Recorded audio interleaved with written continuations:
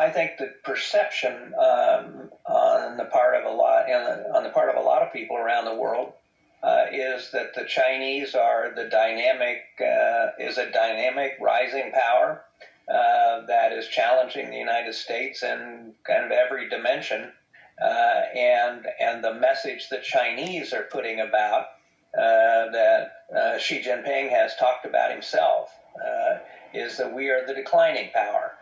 I don't believe that's the case, but clearly we have a lot of internal challenges, and we have a hard time getting anything of any consequence done in this country of any significant measure, just like infrastructure. So that's the perception. I don't think it's the reality, but it could be.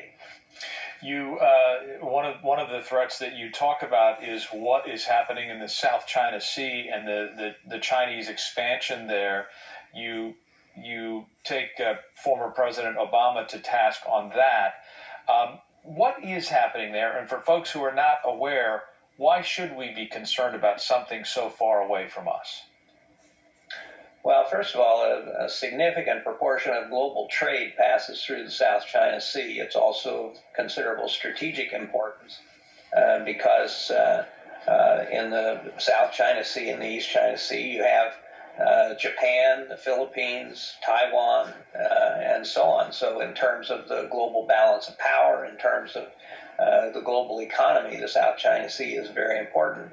And China basically now claims all of the South China Sea, or virtually all of the South China Sea, to be its own, ignoring the interests and the legitimate claims that a variety of other countries have economically and otherwise in that area. It has become a problem because the Chinese have become very aggressive in militarizing the South China Sea. They have created a series of artificial islands that they have militarized. Interestingly enough, President Xi Jinping looked President Obama in the eye and promised him that they would not militarize these new islands, and then they turned around and did just that. So he flat out lied to the president about what their intentions were, and these obviously have some military utility should there be a conflict there. But Chinese are becoming much more aggressive in challenging the Taiwanese in their air defense identification zone and in the Taiwan Strait and so on. So it's an increasingly dangerous part of the world. Let me quote from the foreword to your book, where you write about this. You say there have been U.S. successes in the international arena during the past quarter century, but the overall trend for us in the global arena has been negative despite our braggadocio. Tell me what you meant by that.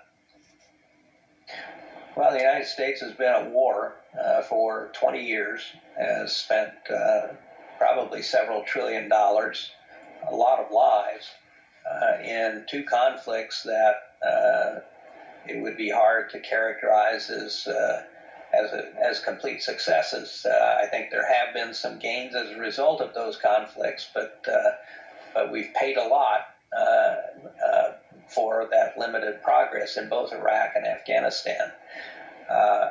By the same token, over that period of time, we have become increasingly unable as a country to deal with any of our own problems, our domestic problems. We've always been polarized as a country.